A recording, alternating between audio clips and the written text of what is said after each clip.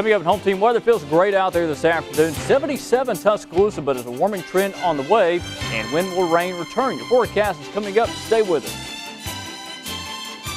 See how you can get help protecting yourself from home repair fraud this week in Tuscaloosa. And a new study on a major highway in Tuscaloosa County will soon be underway. See what that could mean for drivers often stuck in traffic.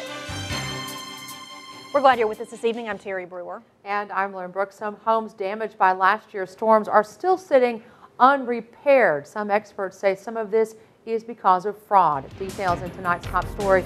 The National Center for the Prevention of Home Improvement Fraud is partnering with the City of Tuscaloosa and Home Depot to spread the word about home improvement fraud prevention. The group's executive director says fraudulent contractors do exist in West Alabama. Howard says the resource center is for residents doing general home repair, but more importantly, for residents rebuilding after the storms. Howard says the first warning sign is a contractor who asks for money up front. The first contractor that comes to your house is going to be some cool, smooth-talking guy. I don't care if you really like him. You still want to get 2 other estimates so you can at least compare apples to apples. The other thing you want to do is you want to make sure you don't sign something you don't understand. Howard also recommends talking with your insurance company about any repair or rebuilding you plan on doing. Hear from a homeowner who has fallen victim to this fraud coming up tonight on WVUA News at 6. And the Resource Center is free and open to the public and is located in Tuscaloosa City Hall. It will run from September 25th through Friday, September 28th from 9 until 4.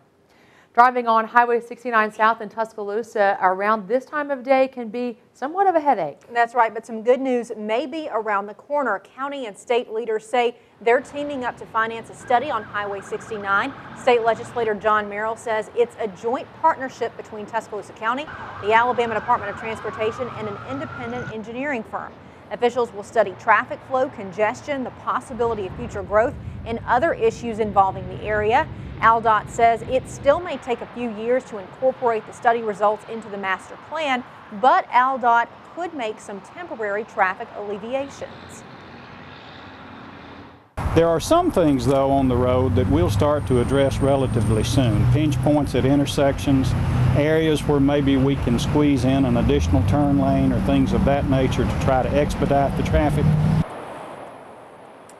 The Tuscaloosa County Commission approved $200,000 a few months ago to help finance the study. The traffic study will cover Highway 69 south of the interstate all the way to the Hale County line. Adjacent Tuscaloosa County roads will also be looked at. State leaders hope to begin the study as soon as next month. The community of Brookwood is remembering the lives of the 13 miners killed 11 years ago. Sunday, people gathered at West Brookwood Church for the 11th annual Miners Memorial Service. On September 23, 2001, 13 miners inside Brookwood's Jim Walter mine died after an explosion inside mine number 5. Methane gas ignited and caused that explosion.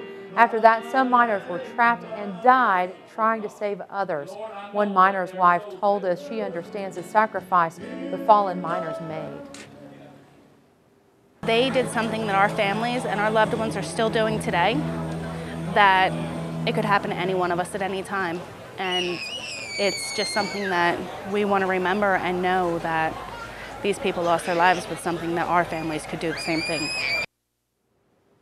Each year, the attendance grows at the memorial service, and according to those at the event, it's a sign that no one has forgotten September 23rd, 2001. On your Crime Watch, a Tuscaloosa teen arrested in connection with a shooting. Now he is behind bars facing charges. According to Tuscaloosa Metro Homicide Captain Lloyd Baker, around 9 o'clock Saturday night, a fight broke out between 2 people in the parking lot at Tuscaloosa County High School. Baker says the suspect started firing a handgun and the victims tried to leave the scene. One round hit the trunk. Baker tells us 18-year-old Coran Rashad Lewis is in the Tuscaloosa County Jail, charged with shooting into an occupied vehicle. You had both students and non-students that showed up, but there was supposed to be a fight between 2 individuals there, and of course they brought people to help them. So when the fight was about to occur, one of the suspects brought out a firearm and started shooting. Captain Baker said no one was injured. Life in prison without parole. That's what Amy Bishop, former UAH professor, was sentenced to just moments ago. Bishop pleaded guilty earlier this month to killing 3 people and wounding 3 others in February 2010. By pleading guilty, she avoided a possible death sentence. Even though she pleaded guilty, a trial was still required because she admitted to a capital charge of murder. The jury deliberated about 20 minutes before convicting Bishop. She showed no reaction as the verdict was read. Prosecutors said Bishop went on the shooting rampage because she was denied tenure. In New York, more than 120 presidents, prime ministers, and monarchs gathered for the UN General Assembly session. Grabbing the spotlight today was Iran's President Mahmoud Ahmadinejad. He told a group of leaders today it's not too late for dialogue with the U.S. to resolve differences. He dismissed threats of military action against his country's nuclear program. This comes on the heels of the country's unveiling of its new air defense system. Iran is upgrading the system. The U.S. and Israel claim Iran is involved in production of weapons of mass destruction. The Security Council has failed to establish justice and ensure sustainable peace and security in the world. We have witnessed that some members of the Security Council with veto rights have chosen silence with regard to the nuclear warheads of a fake regime, while at the same time they impede scientific progress of other nations. Ahmadinejad is set to address the full General Assembly on Wednesday. The Obama campaign attempts to get more mileage from that hidden camera video of Mitt Romney, while Romney attacks the president on his stance on Iran's nuclear program. Andrew Spencer has details.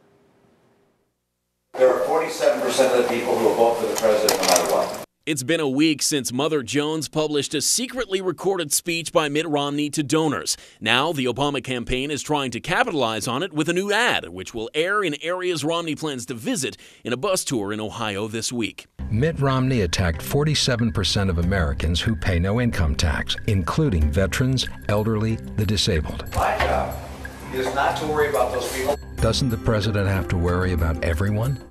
Meanwhile, the Romney campaign quickly pounced on comments by President Obama in an interview that aired on CBS Sunday. 60 Minutes asked Obama if he felt pressure from Israel's prime minister to change his policy and draw a line in the sand on Iran's nuclear program. When it comes to our national security decisions, any pressure that I feel is simply to do what's right for the American people. And I am going to block out any noise that's out there. Now, I feel an obligation, not pressure, but obligation, to make sure that we're in close consultation with the Israelis on these issues because it affects them deeply. They're one of our closest allies in the region. The Romney campaign responded, quote, President Obama called Israel's legitimate concern about the impact of an Iran armed with nuclear weapons noise and referred to Israel as merely one of our closest allies in the region. This is just the latest evidence of his chronic disregard for the security of our closest ally in the Middle East, end quote. I'm Andrew Spencer reporting. As the war of words continues, the candidates are no doubt looking ahead to their first debate. That's coming up October 3rd.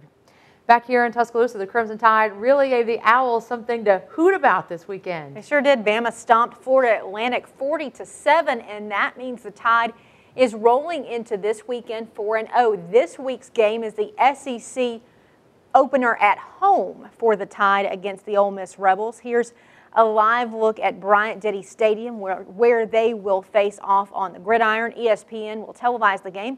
Kickoff is set for 8:15 p.m. Last time the two teams met, Bama beat the Rebels 52-7.